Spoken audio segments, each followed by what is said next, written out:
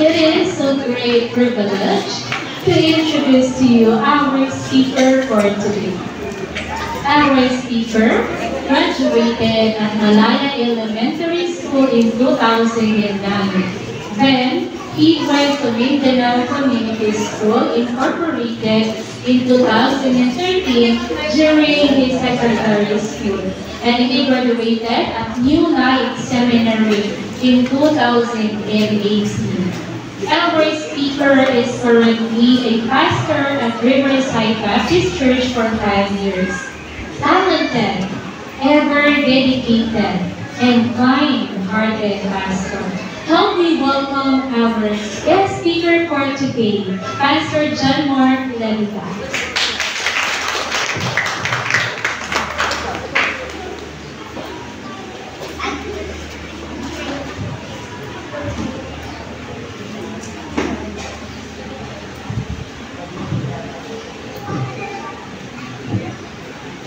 May maga sa tunanan.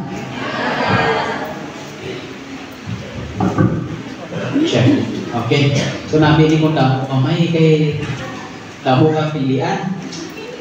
So happy 41st Thanksgiving Central Baptist Church. 41 years that God is so faithful sa sining iglesia. Amen. Kaga 41 years that God sustained sa mini nga iglesia propod sa mga kauturan. Lampakan nato ng Ginoo. Hindi ko balaan kay ang inyong nga pastor ng Ligat, siya ang amon nga speaker sa Riverside. Siguro ang tawag sini kalos-kalos lang.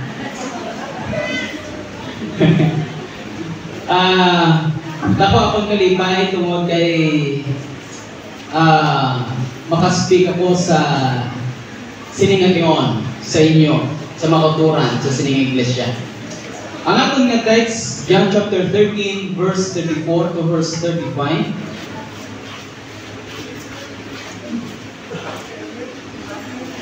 A new covenant I give you, love one another as I have loved you, so you must love one another. Verse 34. Balik kita sa verse 34. Verse 35 na to, ate. Okay. By this, everyone will know that you are my disciples if you love one another. Ang Diyos magpapakamayo sa iyong pulong. So you are great and loving Heavenly Father. We praise you and we honor you because of your faithfulness, your goodness sa kinabuhi, sa madalisan, sa sining Diyos ng Iglesia. We thank you, God, for 41 years of existence sa sining church. Wala ikaw nagkulang, wala ikaw nagbago. Ikaw Diyos padayon na ginalagaran nila. Buhi nga Diyos ang ilang paglahom. Salamat o Ginoo, tungod kay ikaw Diyos, nagpa-eksperyensya, nagpakilala kung ano, sila ikaw nga Diyos sa kinabuhi sa matag-isa.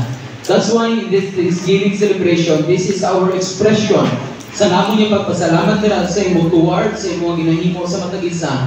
Sa amon niya kinabuhi Ginoo, kay ara sa mga problems, crisis, difficulties o worries nga nagabot sa whole year sa mga amon Diyos nga pagkabuhi Ginoo. Pero salamat ikaw Diyos nga nagsustener sa amon niya kinabuhi. Ikaw Diyos nga nagsustener sa amon niya pagtudira sa imo. Nga mo yarag hapon kami sa subong Ginoo, nakabalik sa siyang templo sa pagpasalamat, pagpasidugong dira sa imong buhi ang pangalan ng Ginoo.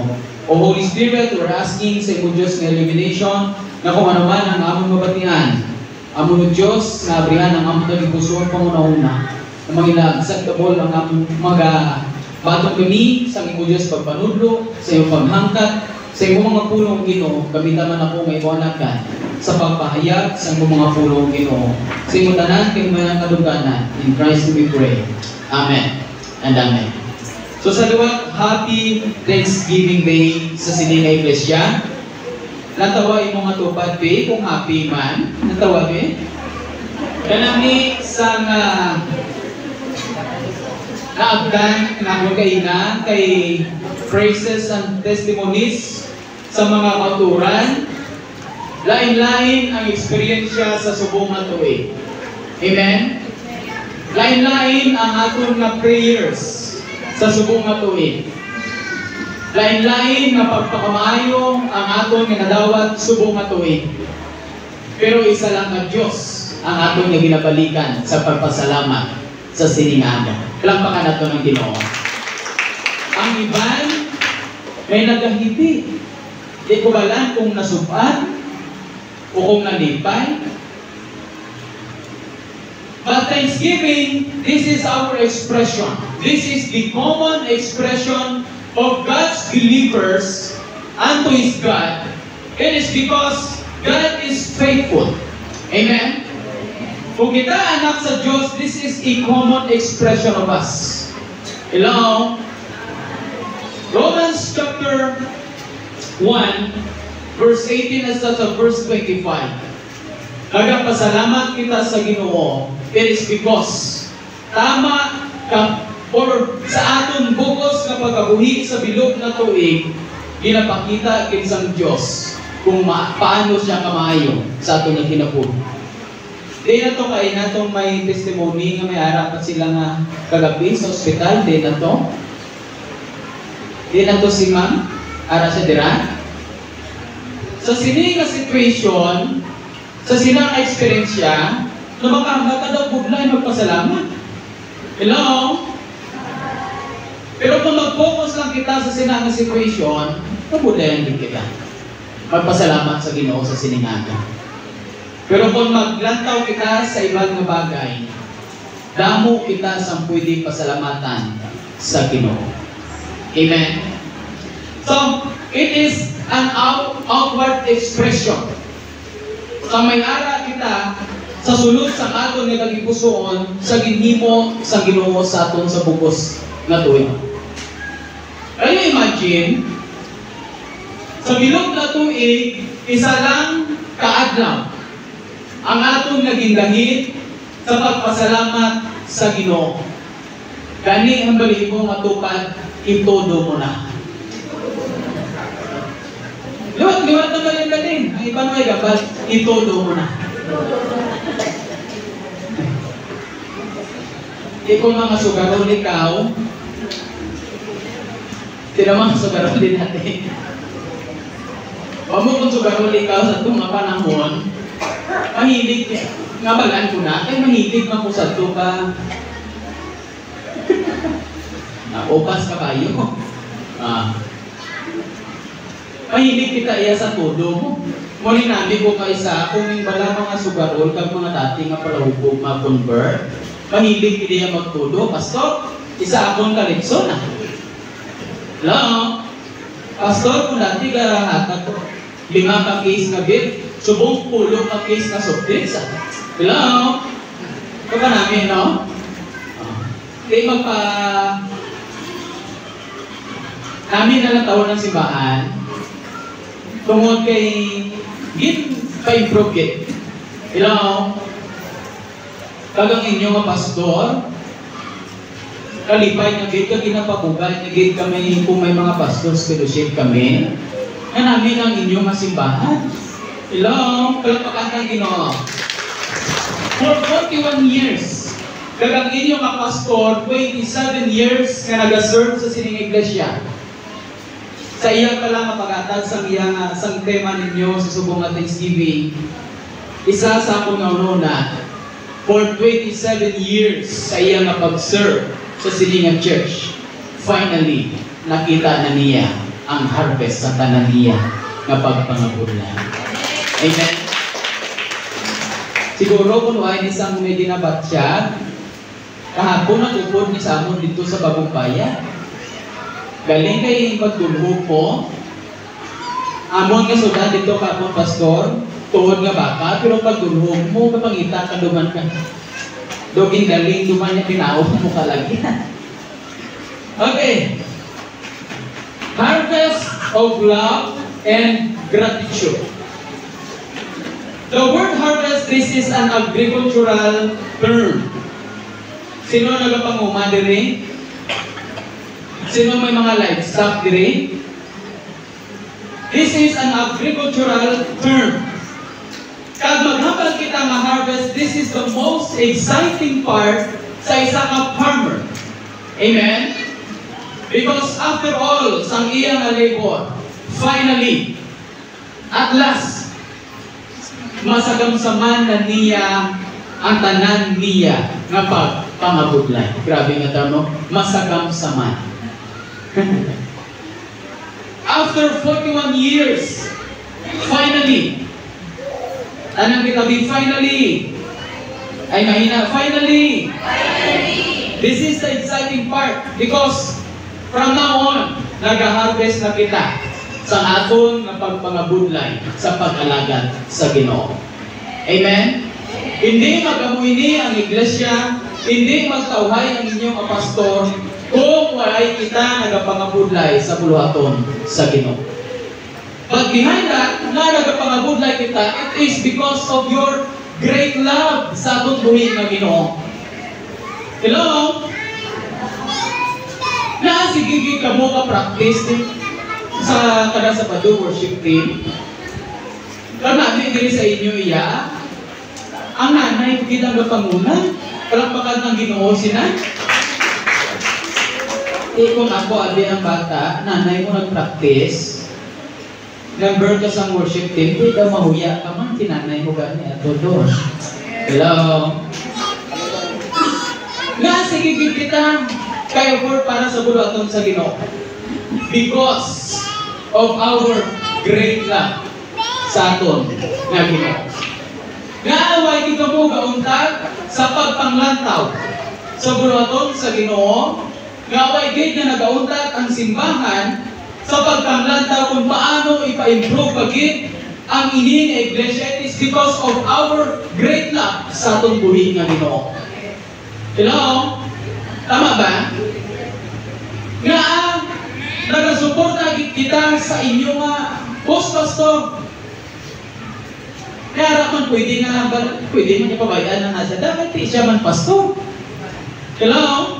Pero ang ini nga iglesia, sigigit kamo masuporta sa inyo nga pastor because of your great love sa inyo buhi nga Ginoo.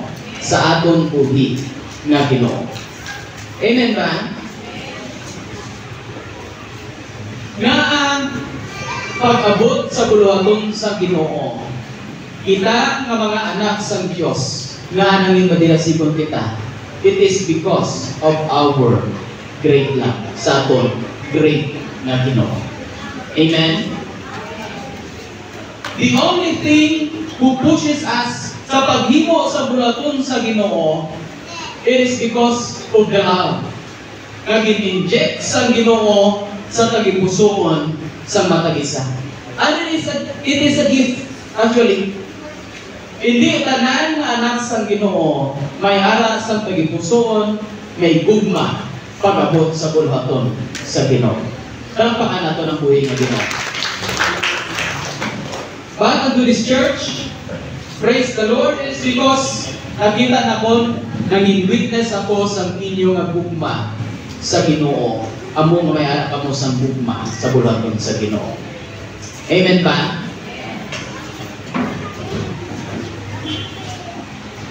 Before we harvest sa ginatawag nga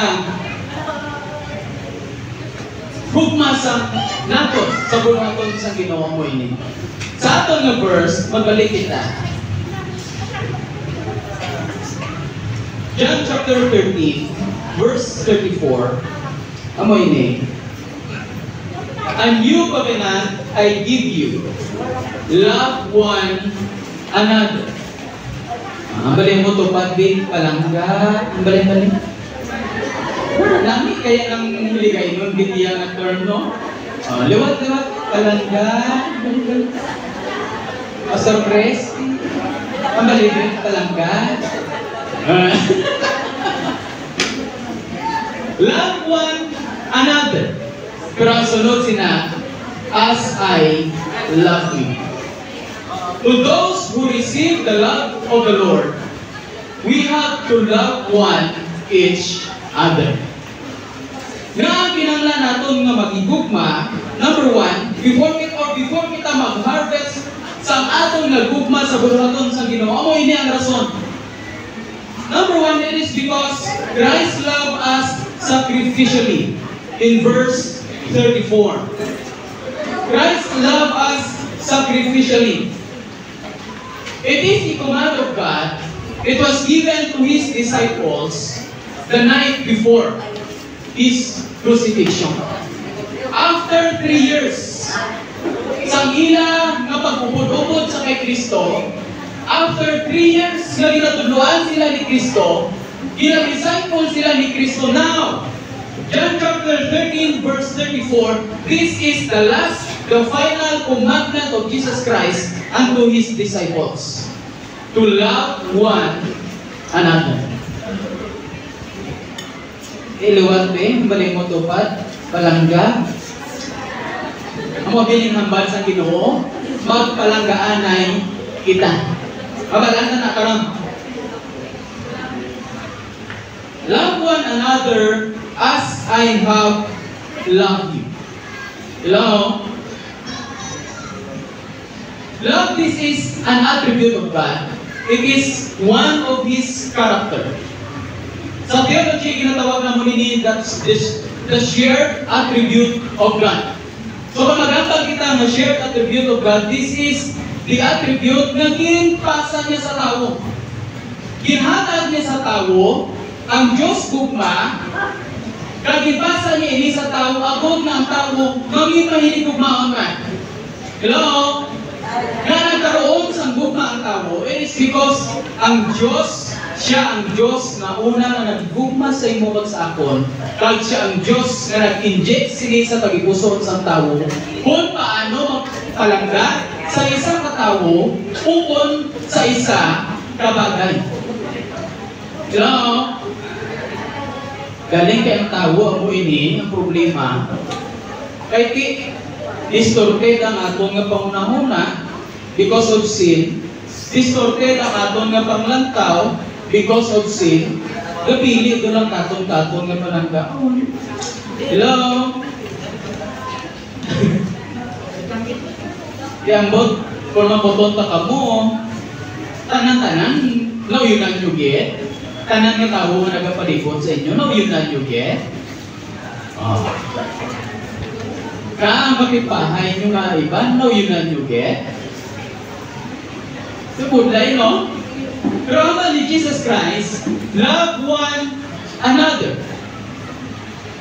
Meaning, love those people even they are unlovable. Kulay-kulay. Love one another. We have to extend grace sa iban. We have to extend the love para sa iban. Even they are unlovable for us. Kulay-kulay. Kaging butang na ni Kristo sa Biblia, love your enemies. Lang mag-love your enemies kita. Abrihan ko na natin. Romans chapter 5, verse 1. Lagi tayo na mag-upisa. Romans chapter 5, verse 1. Karoon tungkol kay pagkakataro na kita paagi sa dugo kay Hesus Kristo, mayon ang atong relasyon sa Dios. Ini natabo tungkol nga ginhimo sa atong Ginoong Hesus Kristo. Pag-abot sa verse 9, kag tungkol nga pagkakataro na kita subong sang Dios paagi sa dugo ni Kristo, makasigurado gid kita nga tungkol kay Kristo maluwas kita sa ano? Sa kaakig sang Dios. Sunod sina sa una, mga kaaway kita sang Diyos. Sino ang mga kaaway sang Diyos? Sa una, kita. Sa way kita sang Kristo sa aking nabuhi, God considered us as His own enemies. If we are God's enemies, then we are the very target of God, of His wrath. Therefore, ang ni Kristo, as I have loved you, you are my enemies before, then you have to love one another, you have to love someone, even they are unlovable. Because, sadto gani anay, ang ni Kristo, as I have loved you, ginpalangga kuman. Kamu. Hello? Balik mo to ba? Hindi kaya mag-inaway. Ang bali-bali. Hindi kaya mag-inaway.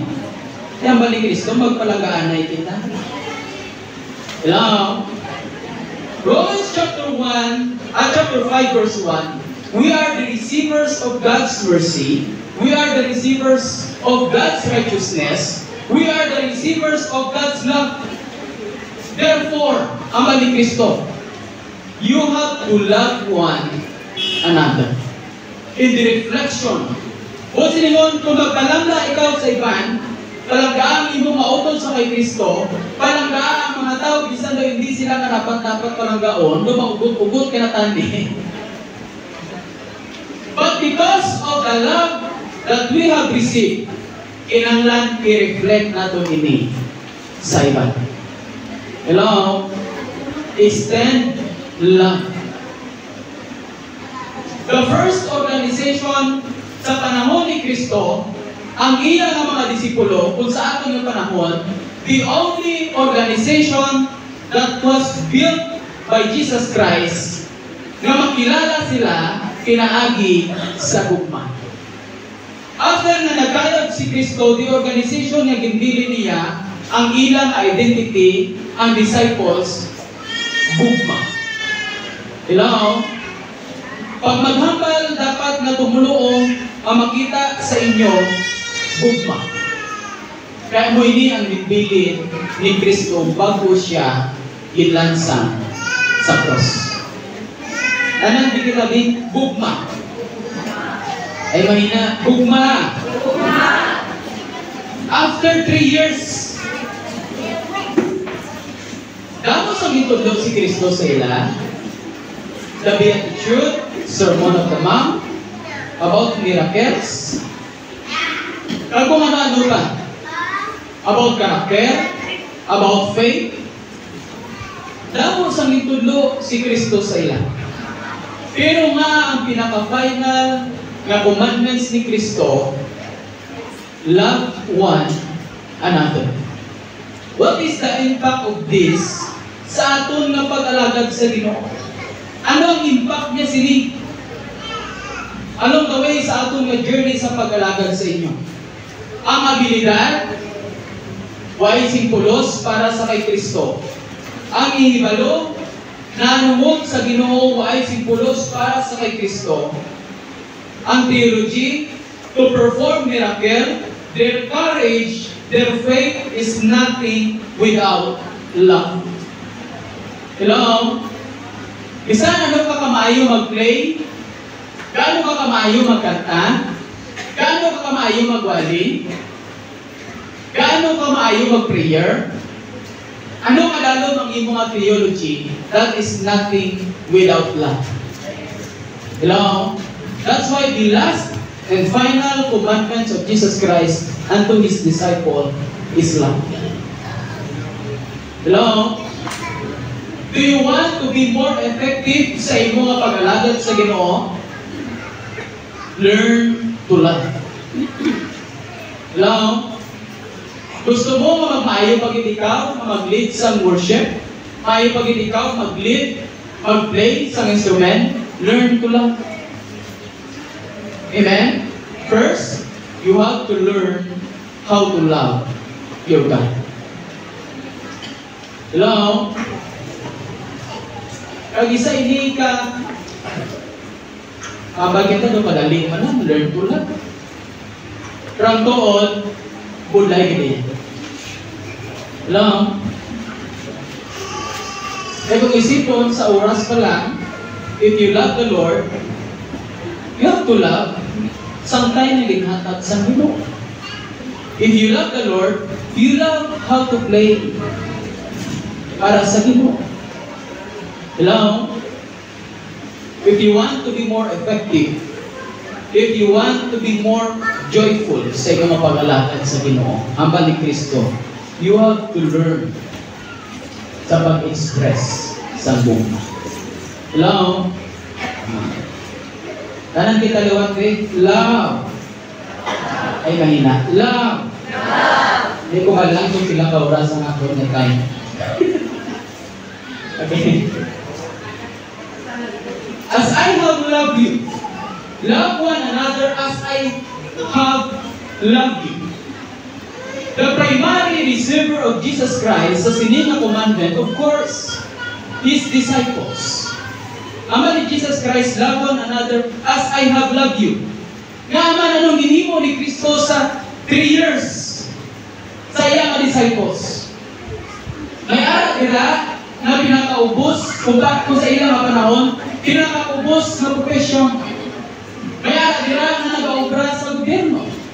Kasi sa ilang mga panahon, pag sa gobyerno ikaw, kontra ikaw. You know, wala niyo naman na kung nga kontra sila. Labi na kung tax collector sa ilang mga panahon. Akigit sila. Kabisan pa, sa organize sila ni Kristo, si Kristo mismo ang naghugas sa ilang mga tiim as I have loved ang ni Kristo. Wala ko kamuging judge kung ano ang panglantaw sa tao sa inyo, kung ano ang inyong mga profesyon. Wala ko galantaw kung ako ang master, sino ang servant. Wala ko galantaw sina, ginugasan kung inyong matiin.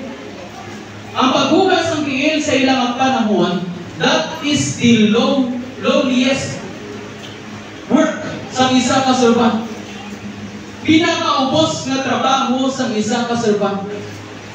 Sa bilog na adlaw nga journey, damo sa hiko ang tiil, ikaw ang maghugas ng tiil sa imong bisita, sa imong master, and that is the lowliest work sa isa ka servant that time. Pero ang ni Kristo, because I have loved you, why ko nagalantaw, bisan ako ang master, instead ka pa maghugas ang akong tiil. Pero ginapakita ni Kristo that time, ang ginatawag na humility and servanthood na klase isang karakter. Hello? Kung ang gugma ara sa isa katumulo, like Jesus Christ, dapat may ara siya sa karakter na ginatawag humility and servanthood. Hello? Dapat pareha kay Kristo, mapinaubusog ikaw, kag kabalo ikaw na magserbi sa iba. Amen? Namin diriya, huwag tanan maestro, huwag isang may mga kapitan, tanan servant. Amen? Kalakpakan ng Ginoo. Kaya ang realidad mo hindi, labi na kung sa pamilya, ng pinamilya, wala na context. Kung mga reunion, ang halos na ara dito sa likod, kapaaso pag-ara dito sa may kusina, kapamukas, atong mga do purtigado sa pamilya. Hello? Ang may kaya-kaya, ilogay ko init ito, i-reply kami din ni, TOA mo. Hello? Pero hindi. Sa kita ng Kristohanon, lainan, may ara sa humility, kag servanthood. Kung kanami ilang tawon, kung ang isa ka maestro, siya dito sige kasulod ka, kagapaaso, o ano dila. Hello? Kapanghugas, may pili. Sa munisipyo ka man gaobra, pero gahugas, mo nang nami yan. Balik mo ito, pala ka nami, sa imo, no? Ang balik dali. Hindi lang pagsupon eh. Okay. Basta, balikan namin lang sa imo yan. Okay, tadayon kita. Alam ko kayo na waay sang impact ang abilidad. Hindi ka maging epektibo, bisa na ka kamaayo, magwali, magpangamuyo, bisa na ka kamaayo, maghambal. Ano ikaw kamaalang pag-abot sa pulong sa Ginoo? Kung waay singgugma para sa kay Kristo, waay gyapon ninatan. Amen? Learn to love. Tarang kitabi, learn to love. Psalms chapter 18.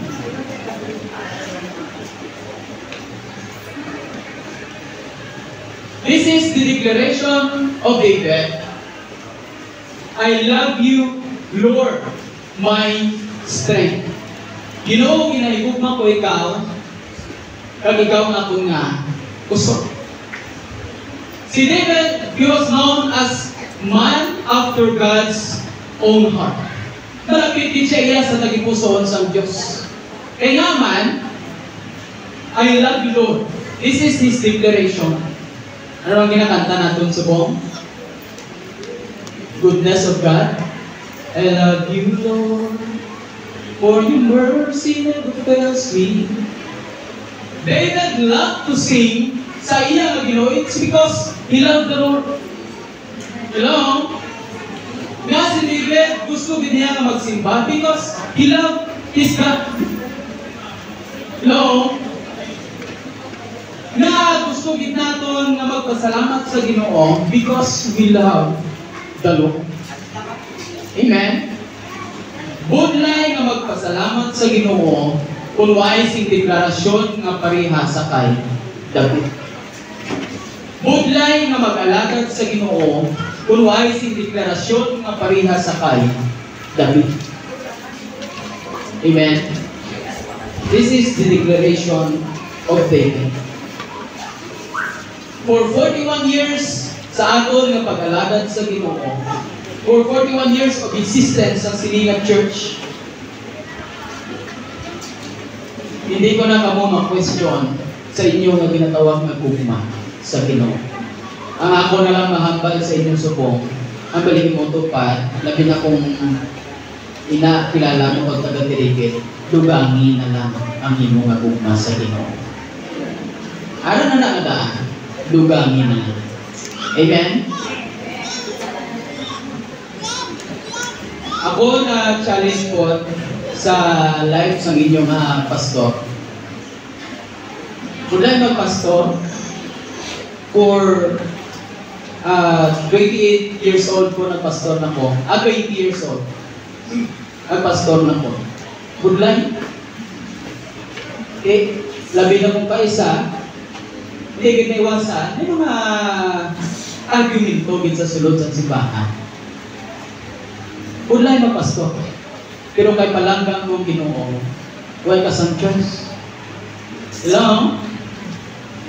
27 years ng inyong nga pastor, nagpastor sa Silinga Iglesia. Budlay na sunod. Hello? Ang iban, pinakalawig, 3 years. Ang iban, hindi ikapatapos kanin sa isa ka to. Hello? Ang iban, tagal sa time frame, 5 years lang po dira. Pero salamat sa inyong nagugma sa Ginoo, kaginatanan, tungod kay ginaigugma man ninyo ang inyong mapas. Palakpakan ang Ginoo. Gusto ba natin na pakamayon kita sa Ginoo? Hello? Sino gusto na pakamayon sa Diyos? Ako gusto ko bigay. Before kita mag-harvest sa aton nga gugma sa buluhaton sang Ginoo, amoy. Deuteronomy chapter 6 verse 4 to verse 5. Deuteronomy chapter 6 verse 4 and verse 5. Hear, O Israel, the Lord our God, the Lord is one. Ano sunod? Love the Lord your God with all your heart, and with all your soul, and with all your strength. Dapat sa pag-alagad sa Ginoo, why na sing,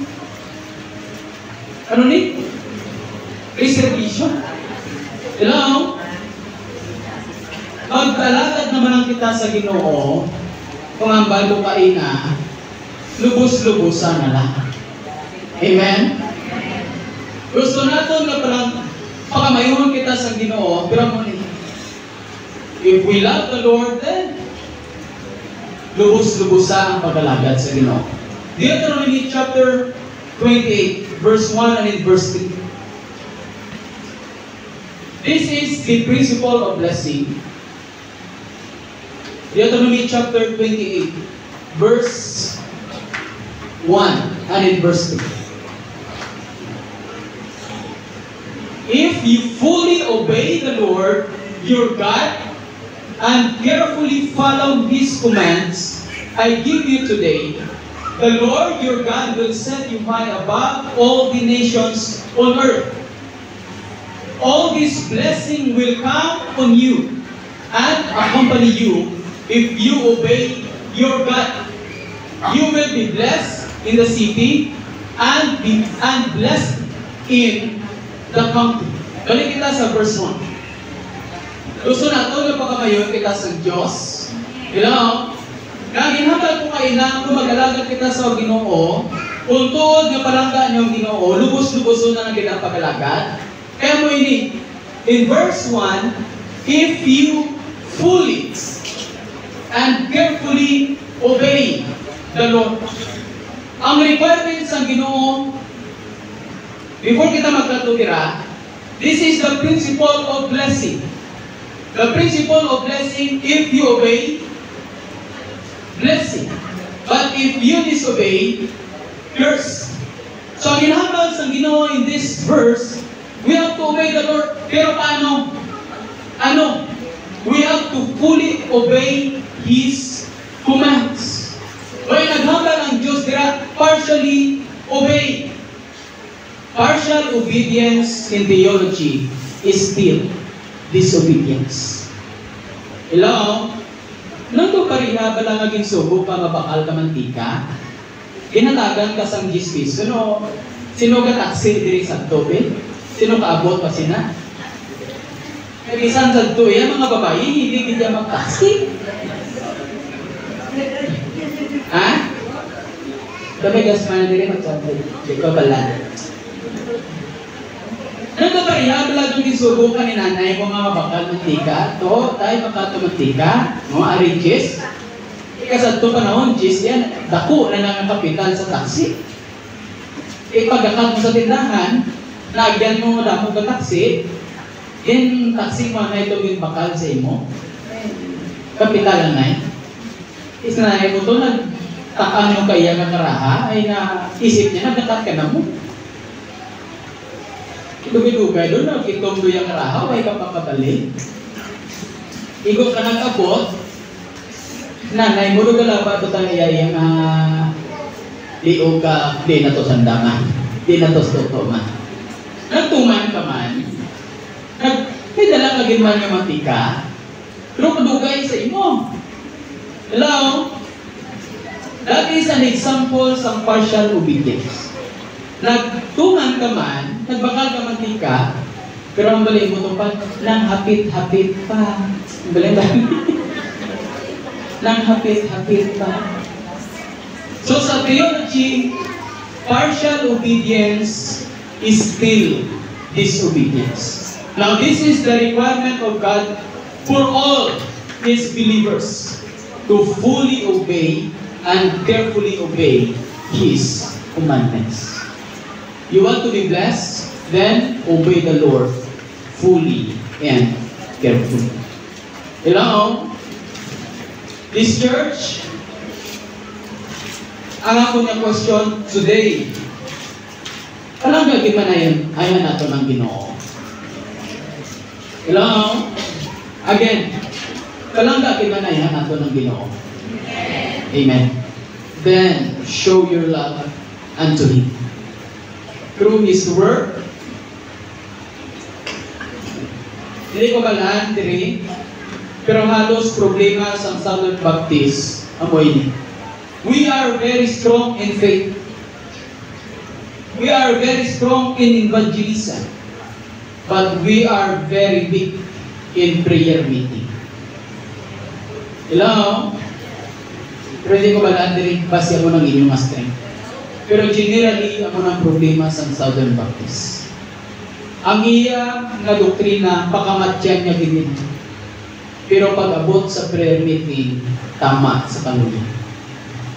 If we love the Lord, show your love in His work, in His ministry.